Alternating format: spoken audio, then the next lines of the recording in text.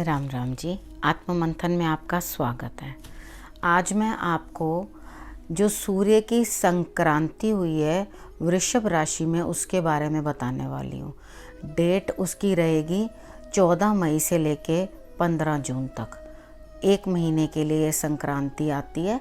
तो जब ये संक्रांति आती है तो हम उस समय जो है पूरे महीने के बारे में बताते हैं। सूर्य जो हैं वो पर डे 1 डिग्री के हिसाब से चलते हैं। वो अपनी राशि परिवर्तन 30 दिन के बाद कर लेते हैं। यानी कि जो भी ज़ोडिएक में उन्होंने घूमना होता है वो एक साइकिल जो है वो 30 डेज़ के अंदर पूरा कर लेते हैं। ठीक है, तो मैं उसके अकॉर्डिंग आपको थोड़ा थोड़ा बताती हूँ आपके बारे में किस तरह से रहने वाला है। लेकिन सबसे पहले हम थोड़ा सूर्य के बारे में हर बार जैसे थोड़ा जान लेते हैं, ऐसे थोड़ी जानकारी ले लेते हैं। सूर्य जो कारक होता है आत्मा का कारक होता है, हमारी आत्मा के बारे में भी बताता है। अगर सूर्य पीड़ित होता है तो हमारी आत्मा भी पीड़ित होती है। हमें अपने पिता के बारे में, जॉब के बारे में, बॉसेस के बारे में, इनसे ही पता चलता है। ठीक है, हम किस तरह के ईगो वाले हैं या नहीं हैं, किस तरह से हमारा प्रभाव दूसरों पे पड़ता है, क्योंकि सूर्य हमारा मान सम्मान प्रतिष्ठा ये सब भी हमें बताते हैं। असल में इस बार वो अपने शत्रु के घर में गए हैं। शुक्र उनका मित्र नहीं है, उन्हें वो बिल्कुल पसंद नहीं है। अब शुक्र उन्हें पसंद क्यों नहीं है? उनका बेटा है शनि, ये सबको पता है। तो हर मम्मी जो होती है या हर पापा जो होते हैं उन्हें वो कोई बच्चा अच्छा नहीं लगता जो उनके बच्चे को बिगाड़े। तो सूर्य देव को ऐसा लगता है कि शुक्र देव जो हैं वो उनके बेटे को यानी शनि देव को बिगाड़ने का काम करते हैं। तो इस कारण से वो उनको बिल्कुल भी पसंद नहीं करते। तो जहाँ शुक्र के घर में बैठ जाएं या शुक्र के साथ बैठ जाएं तो उनके प्रभाव थोड़े कम हो जाते हैं। ठीक है, अब ये शुक्र अपने शत्रु के घर में आके कोई भी कंफर्टेबल फील नहीं करता। लेकिन क्या है, बुध भी वहाँ पर विराजमान है तो उनको बच्चे के साथ टाइम स्पेंड करना अच्छा लगेगा। यानी कि बुध छोटे हैं, बच्चे हैं, तो उनको लगेगा चलो ठीक है मैं इसके साथ बैठ जाता हूँ तो मुझे थोड़ा सा इसके साथ कंफर्टेबल लगेगा। लेकिन शत्रु के घर में उनको अच्छा नहीं लगेगा। लेकिन हम लोग सब क्या करेंगे, जो हमारी आत्मा भी है या जो भी है वो सब क्या करने लग जाएगी, विलासिता में लगने लग जाएगी। क्योंकि बहुत दिन हो गए घुट रहे हैं सब, घर पे बैठे हुए कुछ कर नहीं पा रहे, बाहर जा नहीं रहे। तो सभी उठ के एकदम खुशी मनाने के चक्कर के अंदर बाहर निकलने की कोशिश करेंगे या उस चीज़ से फ्रीडम लेने की कोशिश करेंगे। तो इस चीज़ के ऊपर थोड़ा सा आप हिसाब किताब ठीक रखना अपना, कि अगर बाहर जा भी रहे हो तो पूरा पूरा ध्यान रखना अपना, क्योंकि अभी समय आपके लिए सही नहीं है। क्योंकि एक बहुत बड़ा चेंज है, इसको इस बहुत बड़े परिवर्तन को कोई 1-2 दिन में सॉर्ट आउट नहीं कर सकता, ना इसका कोई सॉल्यूशन निकल सकता है। तो अब हम बात कर लेते हैं 12 राशियों के बारे में कि आप लोगों के लिए किस तरह से ये महीना रहने वाला है। अब हम बात करते हैं मेष राशि के बारे में। मेष राशि वालों के लिए जो सूर्य देव हैं वो 2nd हाउस में आए तो आपकी वाणी को प्रभावित करेंगे। आप गुस्से से कुछ मत बोलिएगा, धन तो प्राप्त होगा आपको, लेकिन अपनी वाणी में ना थोड़ी तलखी जो है वो कम रखना। क्योंकि अगर आप ज़्यादा गुस्से से बात करोगे तो अपने ससुराल से भी संबंध खराब कर लोगे, वहाँ से भी आपको कोई लाभ प्राप्त होता हुआ नहीं दिखाई देता। तो आप सबसे पहले करना अपने, क्योंकि नॉर्मली मैंने आपको बताया शुक्र के घर में बैठे हैं तो थोड़ा सा आपको प्रभाव शायद कम दे सकते हैं। लेकिन आप अपने ससुराल वालों के साथ रिश्ता ना बिगाड़ें, क्योंकि आपको उनसे भी कुछ ना कुछ प्राप्त होता हुआ मुझे दिखाई देता है कि आपको प्राप्त होगा। उसके बाद संतान को लेके भी आपके लिए शुभ ही रहेगा। अगर पढ़ने लिखने वाले बच्चे हैं स्टडी के लिए तो वो उनके लिए भी आपको अच्छा रहने वाला है। पढ़ाई लिखाई के अंदर कोई ऐसी दिक्कत होगी नहीं। आप अपने बॉसेस के साथ या अपने बड़ों के साथ कुछ भी उल जुलूल बात मत करें और खान पान का भी बहुत अच्छे से ध्यान रखें। क्योंकि अगर आप बहुत मिर्ची स्पाइसी इस तरह का खाना या बहुत ज़्यादा गर्म खाना खाओगे या अच्छा खाना नहीं खाओगे, नॉनवेज वगैरह लोगे या ड्रिंक लोगे तो आपके स्टमक के अंदर भी कुछ ना कुछ दिक्कत बन सकती है। तो आप इस चीज़ का ध्यान रखते हुए आप इस चीज़ को ठीक से देखना। आपको उपाय के तौर पे मैं यही एक बता रही हूँ कि आपने गुड़ जो है अर्ली मॉर्निंग उठ के अपने मुंह पे रख लेना। वैसे तो आपने सूर्य की आराधना वो मैं वीडियो के लास्ट में आपको जनरल सबके लिए बता दूंगी कि क्या करना है, लेकिन टिपिकली आपके लिए जो मेष राशि वालों के लिए है उन्होंने थोड़ा सा गुड़ सुबह उठते सारी सिर्फ अपने मुँह पे रख लेना है, बाकी सब ठीक है। अब हम वृषभ राशि वालों के बारे में बात कर लेते हैं। आपकी ही राशि में आए हैं तो आपका इसलिए लग्न के ऊपर ही आके सूर्यदेव बैठ गए हैं। तो जब वो लग्न पे आके बैठ जाते हैं तो आपको बुखार भी होने की संभावना बनती है, लेकिन आपका मान सम्मान बढ़ेगा। सर दर्द आपको रह सकती है। अगर आपको सर दर्द रहे तो आप माथे के ऊपर चंदन लगाना बिल्कुल मत भूलना। उपाय के तौर पे आप थोड़ा सा गुड़ डाल के जल ज़रूर डाल देना। सूर्यदेव को 1 लीटर तक कम से कम जल डालना, ठीक है। इतना जल डालोगे तो आपके लिए ठीक रहेगी। और नहाना कम से कम 2 बार, और लेट तक मत सोना। ये आपके लिए स्पेशली आपके लिए उपाय है। अगर आप लेट तक सोओगे तो आपके सर में दर्द और ज़्यादा बढ़ जाएगी, ठीक है। अब आपने करना क्या है, उपाय मैंने आपको बता दिया है, लेकिन आपके लिए आपको जॉब के अंदर कोई दिक्कत होने वाली नहीं है। अगर कहीं दिक्कत आ भी रही है तो बड़ी जल्दी मिल जाएगी। आपने मेन जो कंट्रोल करना है कि सूर्य आपको आकर पावर तो दे रहे हैं, लेकिन आपने अहंकार नहीं करना। अहंकार वश यानी ईगो के साथ किसी को कुछ उल्टा बोल दो। अब जो इतना प्रभाव अच्छा आपके लिए दिखाने आ रहे हैं तो आप किसी को उल्टा मत बोलना। उसके बाद आपका जो प्रॉपर्टी का कोई काम है या किसी चीज़ का कोई अटका हुआ है तो वो मुझे लगता है आपका कार या प्रॉपर्टी का कोई भी कोई पेपर वर्क है या कुछ है, या कुछ लेने के लिए आप सोच रहे थे। खैर अभी तो मुझे नहीं लगता कि इस टाइम के अंदर कोई कुछ ले पाएगा या कुछ कर पाएगा, लेकिन एक आपका उस रिलेटेड भी कोई काम अटके हुए हैं तो वो पूर्ण होने की संभावना बनती है। उसके बाद अपने अपने जीवन साथी को कुछ कटु वचन नहीं कहने, ठीक है। उनकी सेहत का आपने उल्टा ध्यान रखना है, क्योंकि उनकी सेहत के ऊपर प्रॉब्लम हो सकती है। अगर आप किसी के साथ पार्टनरशिप में काम करते हैं तो आपको उसमें भी दिक्कत बन सकती है। तो अगर ये आप उपाय करेंगे, सूर्य की आराधना भी करेंगे, आपको कोई भी दिक्कत नहीं होगी। अब हम मिथुन राशि वालों के बारे में बात कर लेते हैं। उनके लिए सूर्यदेव जो हैं वो 12th हाउस में आए हैं। जब 12वें घर में बैठे होते हैं तो वो खर्च बहुत बढ़ा देंगे, आपके पिता को दिक्कत दे देंगे। आपके पिता की कोई ना कोई, पिता से लेके कुछ ना कुछ दिक्कत आपके सामने आएगी। उसके बाद है कि आपने जैसे कुछ भी इल्लीगल काम किया, आप ये सोचो कि हम बच जाएंगे, मतलब अपमान की स्थिति बन रही है। तो कोई भी इल्लीगल काम करना नहीं। कोई भी जो पेपर वर्क है जो नॉर्मल तरीके से नहीं चला जाता वो काम बिल्कुल भी मत करना। यानी कि जो भी रहें कानून के दायरे में या बड़ों का सम्मान करते हुए उसी में रहें। आपको रात को नींद आनी मुश्किल हो जाएगी और आपके खर्च बहुत ज़्यादा बढ़ जाएंगे। तो आप अपने खर्च को थोड़ा सा कंट्रोल करें। और अगर किसी का धन देना है या कुछ है तो वहाँ आप जहाँ पैसे देने हैं तो वहाँ आप अपना धन खर्च तो करना ही है। किसी का ऋण देना है तो ऋण तो देना ही है। तो आप कोशिश करो कि जो पैसे जो खर्च करने ही हैं तो आप वहाँ पे कर लो, ठीक है। जिसके कारण आपका पैसा भी, आप कम से कम ऋण से तो उतर जाओगे। वो तो नहीं है कि आपके ऊपर ऋण रह गया। उसके बाद आप इस चीज़ का पूरा पूरा ध्यान रखना कि आप अपने छोटे बहन भाइयों के साथ भी वाद विवाद जो है बढ़ा ना लें, क्योंकि उनके साथ आपकी अनबन आ रही है। पराक्रम पूरा करोगे लेकिन खर्चा ज़्यादा बन जाएगा, लाभ आपको प्राप्त नहीं होगा। लेकिन अपने सेहत का भी ध्यान आपको बहुत ज़्यादा रखना ज़रूरी है, ठीक है। आप इतना ही उपाय करें, आपके लिए वही बहुत है। अब हम कर्क राशि वालों के बारे में बात कर लेते हैं। उनके लिए सूर्यदेव जो हैं 11th हाउस में आए हैं। तो आपके लिए अच्छे हैं, आपको लाभ दे रहे हैं।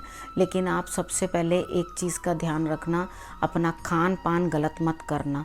अगर आपने उल्टा खाया, उल्टा फुल्टा खाया, नॉनवेज खाया इसमें या ड्रिंक ली, ठीक है, हार्ड ड्रिंक्स ली, तो आपके लिए और समस्या बढ़ जाएगी। आपकी संतान परेशानी में आ जाएगी। तो आप अपने खान पान के ऊपर थोड़ा सा ध्यान रखना और उसके बाद अपनी वाणी पर भी ध्यान रखना। लाभ तो प्राप्त हो रहा है, अब वाणी गलत बोल दोगे तो वहाँ पे लाभ होते होते नुकसान आ जाएगा, ठीक है। तो अपनी वाणी के ऊपर पूरा संयम बरतना और उसके बाद अच्छा बोलना, ताकि आप अपने लिए लाभ अर्जित कर सको, ना कि नुकसान। मुझे ऐसा लगता है कि आप जो भी उसके अंदर लाभ प्राप्त करोगे तो वो आपके लिए बढ़िया ही होगा। लेकिन मेन आपने जो करना है वो यही करना है कि आपने अपने खान पान पे विशेष ध्यान रखना है, ठीक है, और अपनी वाणी के ऊपर। उसके बाद आपको अपने बिजनेस वगैरह काम के अंदर लाभ ही दिखाई देता है। और आप उपाय के तौर पर एक ही काम करना, क्योंकि जहां आपने रेंट आउट प्रॉपर्टी है वहां से रेंट भी मिलना पॉसिबल नहीं है। आपके लिए यही बहुत बड़ा उपाय है कि आप नॉनवेज ना खाओ, ठीक है, और हार्ड ड्रिंक्स ना लो। अदरवाइज़ आप सूर्य की आराधना करना, और वो मैं लास्ट में जो जो बताऊंगी। अब सूर्य के गाय को भी आप गुड़ ये सब खिला सकते हो, ठीक है, उसके लिए भी कोई मनाही नहीं है आपके लिए। अब हम सिंह राशि वालों के बारे में बात कर लेते हैं। उनके लिए 10th हाउस में सूर्य देव आए हैं। आपको पब्लिकली या ज़्यादा लोगों के बीच में कहाँ क्या बोलना है, ज़रा थोड़ा सोच समझ के बात करना। आपको वो काम तो दे रहे हैं अच्छे से, लेकिन आप कहीं कुछ बोल के हंसी के पात्र मत बन जाना। आपके घर में लड़ाई झगड़े का माहौल मुझे इस मंथ दिखाई देता है, तो अपने आप को थोड़ा कंट्रोल करके रखना, अपने गुस्से को। आपका लग्न भी प्रभावित होगा, बॉडी में ओज बढ़ेगा, और उसके बाद आप प्रभावी रहेंगे व्यापार में, काम में, जो भी जहाँ पे भी आपका कार्य क्षेत्र है। ना तो अपने बॉसेस के साथ गलत तरीके के साथ बात करना, क्योंकि ईगो बढ़ जाएगी और आप कहीं झुकने को तैयार नहीं होंगे। उसके कारण घर के अंदर कलह के बढ़ने के माहौल है। तो आप अपनी ईगो तज दें, उस ईगो को आप अपने कार्य में लगा दें, रादर दैन उसको घर में यूज़ करने में या पब्लिक में कहीं यूज़ करने में। तो आप उस चीज़ को अपने काम के अंदर लगा दें। अपने बॉसेस को भी प्रसन्न रखें, उनके साथ भी कुछ गलत बात मत कर दें, नहीं तो आपका लाभ जो है वो कम हो जाएगा। आपने अपना लाभ उठाना है तो सबसे पहले अपने आप को कंट्रोल करना, ताकि घर में झगड़ा ना हो, ठीक है। और अपने माता पिता की सेहत का भी आपको बहुत ध्यान रखना है। अब क्योंकि सूर्य जो है वो आपको लाभ दे रहे हैं, सूर्य आराधना, आदित्य हृदय स्त्रोत, सूर्य के 12 नाम, आप जो चाहें इनमें से आप कर सकते हैं। अब हम कन्या राशि वालों के बारे में बात कर लेते हैं। कन्या राशि वालों के लिए सूर्य देव जो हैं वो 9th हाउस में है। तो आपने अपने पिताजी का बहुत ध्यान रखना है, और आप अगर नहीं भी कहना मानते हैं तो ऑटोमेटिकली आप में कुछ चेंज आएगा, आप अपने पिताजी को फॉलो करने लग जाओगे। तो उपाय के तौर पे आप अपने पिताजी को थोड़े गुड़ से बनी हुई चीज़, डायबिटीज़ हो तो बस इतनी सी नाम मात्र को, ठीक है, इतना सा आप उनको दे दें गुड़। तो आप उनको ज़रूर संडे वाले दिन गुड़ भेंट कर दें अपने पिताजी को। अगर दूर रहते हैं, आपके पास नहीं है, तो आप सूर्य की आराधना करेंगे, गुड़ डाल के जल चढ़ाएंगे, तो आपके लिए बहुत बेटर होगा। आपके लिए पिताजी की सेहत के ऊपर या वैसे भी खर्च अधिक बन रहा है, तो अपने खर्च को थोड़ा सा कंट्रोल करें, क्योंकि जब प्राप्ति इतनी नहीं हो रही, पराक्रम तो आप बहुत करोगे, लेकिन क्या होगा, आपको उतना बेनिफिट नहीं हो पाएगा। और धर्म में थोड़ा सा पैसा दे दोगे ना, धर्म स्थान पे दिया या पिताजी को दे दिया कुछ थोड़ा बहुत अपनी तरफ से, अपने माता पिता को जैसे देते हैं, तो अपने पिताजी को आपने दे दिया या आपने धर्म स्थान में कुछ दे दिया, तो वो आपके लिए वो ज़्यादा बेटर होगा। खर्च तो होना ही है, तो धर्म के रास्ते से कर लो खर्च, कोई दिक्कत नहीं है। छोटे बहन भाइयों को आपकी कुछ दिक्कत बन के आ सकती है, और उनके साथ संबंध बिगड़ने ना दें, और वहाँ ध्यान रखें और अपना पराक्रम बढ़ाए रखें, क्योंकि पराक्रम से ही कुछ ना कुछ लाभ होने की संभावना बनती है, अदरवाइज़ नहीं। अब हम तुला राशि वालों के बारे में बात कर लेते हैं। तुला राशि वालों के लिए सूर्य देव जो हैं वो 8th हाउस में आए हैं। 8th हाउस में आकर वो आपको थोड़ी सेहत की कमजोरी दे सकते हैं, लेकिन आप थोड़ा मन से भी, आत्मा भी है जो आपकी, वो किसी के साथ घुलने मिलने को तैयार नहीं होगी। मन अकेलापन सा महसूस करेगा, और वैसे ही आपके कार्यों में थोड़ा डिले बनेगा। डिले होने के साथ साथ ऐसा नहीं है कि आपको कुछ मिलेगा नहीं, आपको लाभ होता हुआ दिखाई देता है। आपको लाभ बनेगा, अचानक से कहीं से धन प्राप्त हो सकता है, लेकिन आप एक चीज़ ध्यान रखें, अपनी वाणी के ऊपर बहुत संयम रखें और सोच समझकर बात करें, जो किसी को बुरी ना लगे। क्योंकि जब हमें किसी से कुछ चाहिए होता है, तो कम से कम अपनी वाणी पे हमें संयम रखना चाहिए। अगर हम अपनी वाणी पे संयम नहीं रखेंगे तो आगे प्राप्ति में दिक्कत हो जाती है।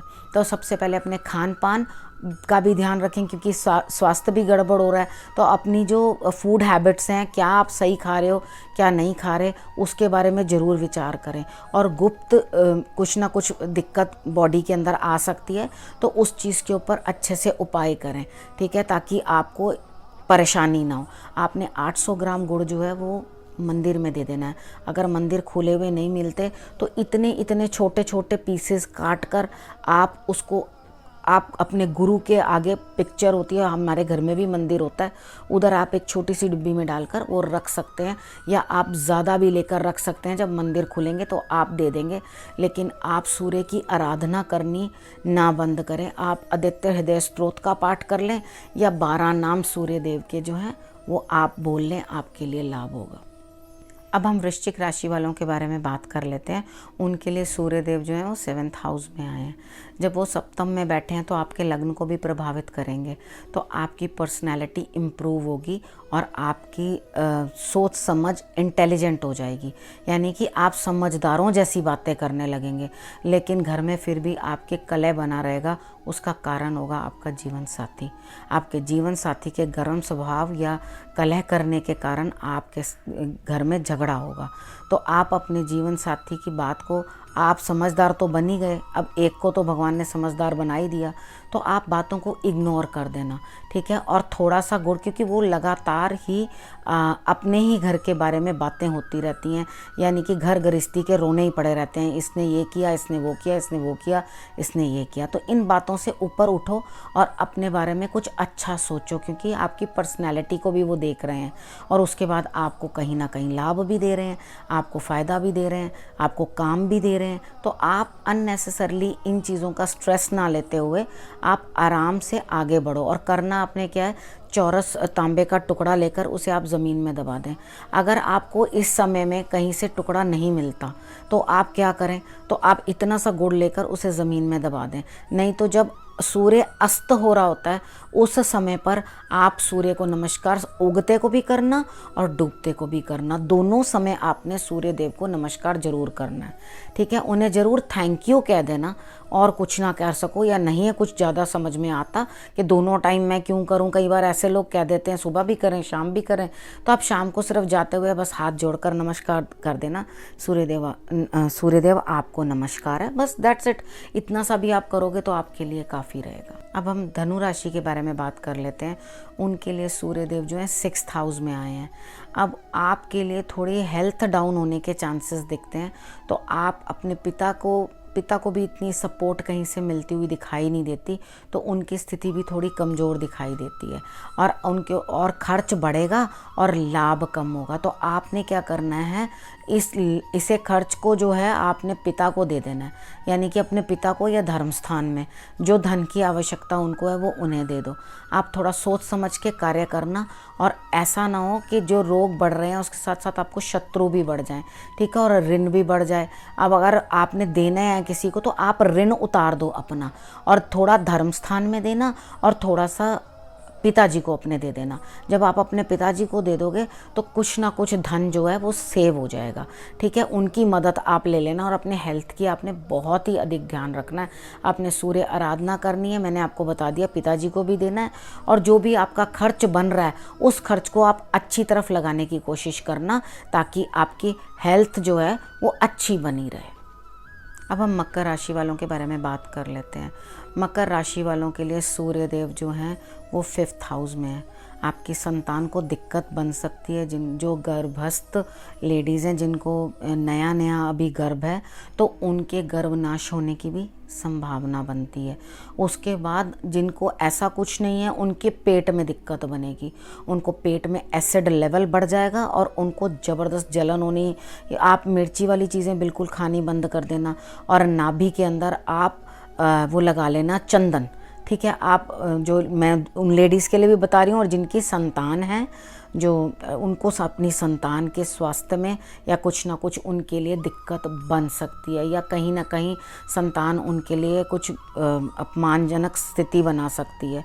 उसके बाद आप अपनी संतान की सेहत का भी ध्यान रखें, और अपने बड़ों को आप कुछ भी उल्टा ना बोलें, क्योंकि अगर आपने गलत तरीके की बात बोली तो आपको परेशान होने की संभावना बनती है।